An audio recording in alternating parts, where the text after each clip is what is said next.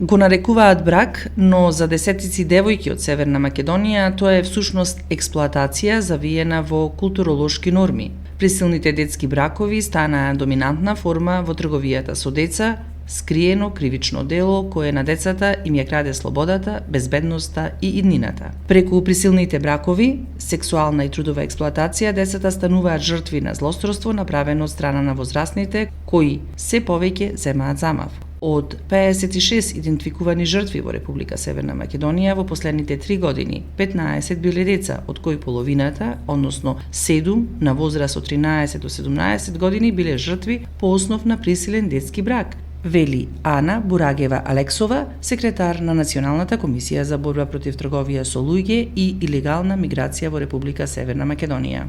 Во последните 10 години скупно се идентификувани 138 жртви на трговија со луѓе, од кои 45 се деца. Ова значи дека речиси 1/3 од сите жртви се најмладите и најранливите лица во нашето општество.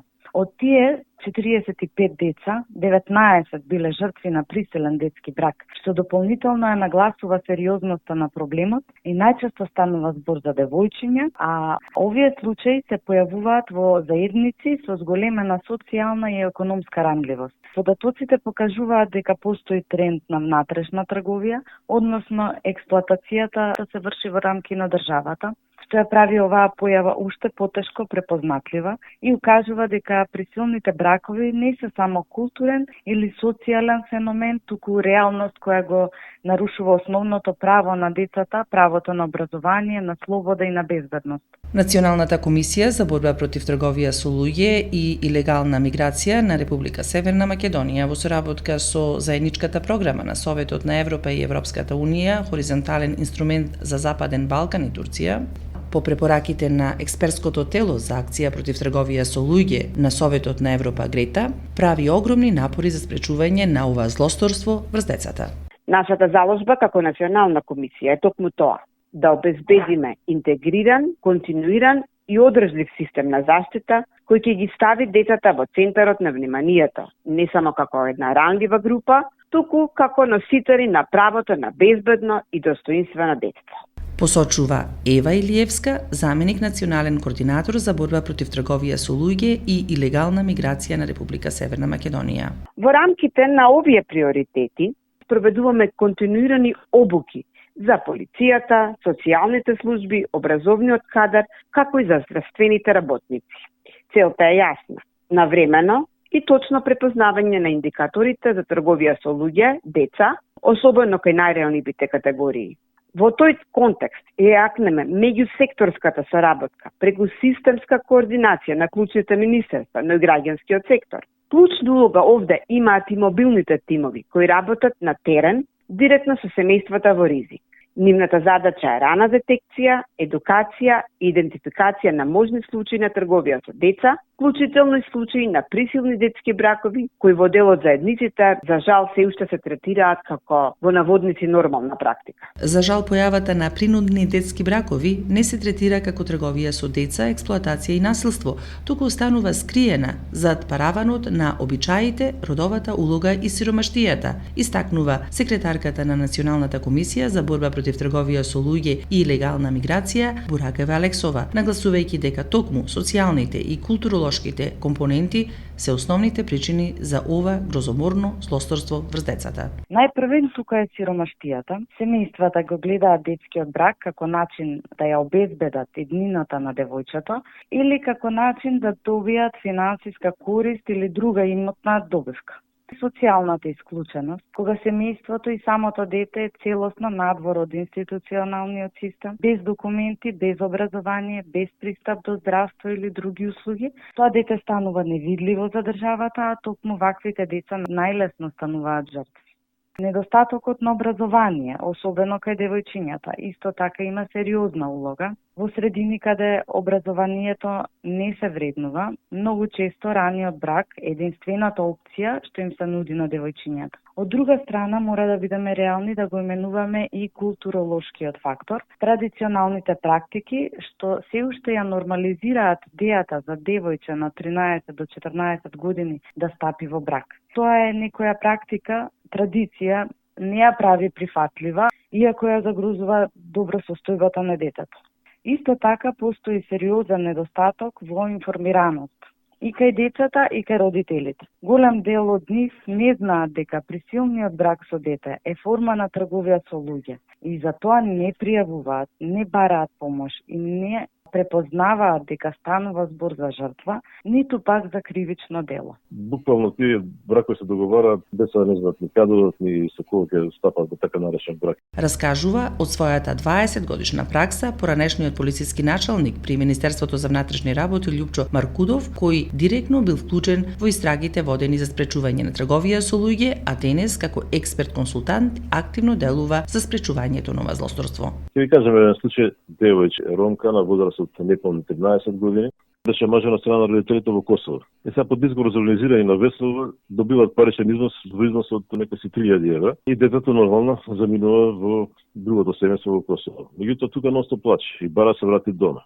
И оваа ситуација не се смирува, па по неколку месеци сватовите од Косово го враќаат детето дома и бараат поврат на парите. Во меѓувреме нејзините родители преку нивни роднини наоѓаат нов сопруг е само во наводници, нели? Овој пат ја можат во Србија. Нејзините родители позаработуваат 2000 евра. Во новото семејство дете беше принудено да ги работи сите домашни работи кои не соодветствуваат на нејзината возраст и психофизички развој.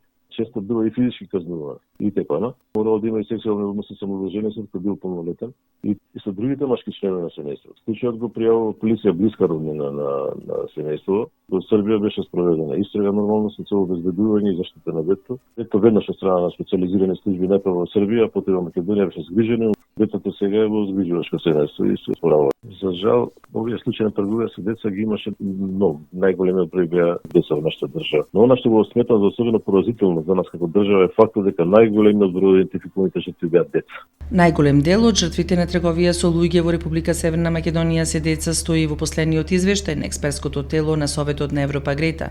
Република Северна Македонија прави важен прв чекор кон ставање крај на бездржавјанството.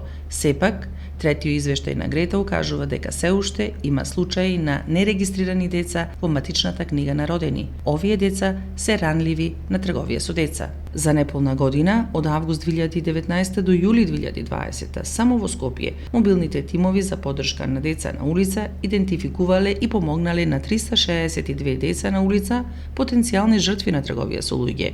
Од овие, 354 деца или 98% припаѓале на ромската заедница, додека останатите 8 деца, 2% биле албанци и македонци. 159 од овие деца или 44% немале лична документација, како што се извод од матична книга на родените, здравствена книжка или лична карта, а 252 или 70% не биле запишани на училиште, ниту посетувале дневен центар за деца на улица, 97% имале невработени родители, 76% имале невработени родители кои не примале социјална помош. По последниот извештај останува и загриженоста на Грета за честата стигматизација, секундарна виктимизација, недоволната институционална поддршка и грижа за жртвите. Сите овие податоци ни покажуваат јасна слика дека трговијата со деца, особено преку присилни бракови, е покомплексен и сериозен проблем кој бара интегриран и системски пристап за превенција, идентификација и заштита. Многу случаи веројатно остануваат непријавени и неидентификувани, особено во заедници каде овие практики се прифатени или третирани како традиција, а не како кривично дело. Затоа не е доволно само да ги следиме бројките, туку мора да градиме и механизми и системи кои ќе овозможат на децата да ги остварат своите права, да се ослободат од ризикот и да имаат детство кое го заслужуваат. Системската интервенција е клучна, почнувајќи од законодавството, преку образовниот систем, па се до здравствените и социјалните служби. Сите овие институции треба да работат координирано и посветено, со јасни процедури и обуки за навремено препознавање на жртвите и обезбедување на целосна поддршка. Потенцира Ана Бурагева-Алексова, секретар на Националната комисија за борба против трговија со луѓе и легална миграција во Република Северна Македонија. Во нашата држава се спроведуваат активности согласно националната стратегија, која е придружена со два акцијски плана за борба против трговија со луѓе и акцијски план за борба против трговијата со деца. Овие акцијски планови ги опфаќаат клучните столбови: спречување, заштита на жртвите, гонење на сторителите, партнерство и соработка. За да имаме училишта што не само образуваат, туку и заштитуваат. Општество што не го гледа бракот на 15 на години како нешто нормално, туку како аларм. Да инвестираме во социјална еднаквост, затоа што само стабилно семејство може да даде и да изгледа стабилно дете. Нагласува Ева Илиевска, заменичка национална координаторка за борбата против трговија со луѓе и илегална миграција на Република Северна Македонија, посочувајќи дека веќе е промовиран и стратешкиот документ 2025-2029 година на мрежата на национални координатори за борба против трговија со луѓе на Југоисточна Европа, кој ќе придонесе за поголема координација и синергија меѓу земјите од регионот и воведување на нови пристапи во превенција и казнување на ова кривично дело.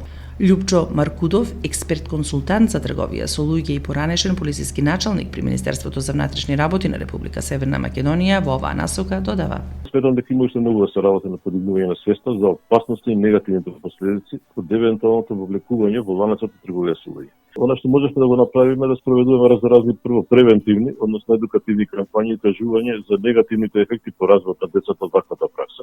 Но и за кривичната одговорност на родителите доколку и натаму ги практикуваат договорените со присилни бракови на нивните деца, под изговор дека тоа е нивно обичаено право и односно нивна традиција. Кога не влијае превентивата, тоа ќе иде репресијата преку поднесување кривични пријави сторителите на кривични дела, со акцент дека нема да се толерира примена на обичаеното право или традицијата, кога е спротивно со најдоброт интерес на децата. Препораките на Грета се јасен патоказ за тоа како Северна Македонија може да ја унапреди својата заштита на децата од една од најтешките форми на кршење на човековите права. Во последниот извештај за периодот до 2021, а извештајот излезен 2023, упатува дека во наредниот период треба да се работи на зајакнување на центрите за социјална работа, бидејќи тие имаат најактивната улога во превенција на децата, но и создавање услови за сместување на идентификуваните жртви. Овие капацитети треба да се има во предвид дека треба да бидат чувствителни на полот и возраста, да обезбедуваат психосоцијална поддршка, како и пристап до образование и рехабилитација. Паралелно, Грета предпочита да се работи на развивање на кампањи за рехабилитација на децата на улица, бидејќи тие најчесто се таргетирани од трговците со луѓе. Потребни се обуки за сите форми на експлоатација, за сите активни чинители во општеството, како што е полицијата, трудовите инспектори, здравствените и социјалните работници.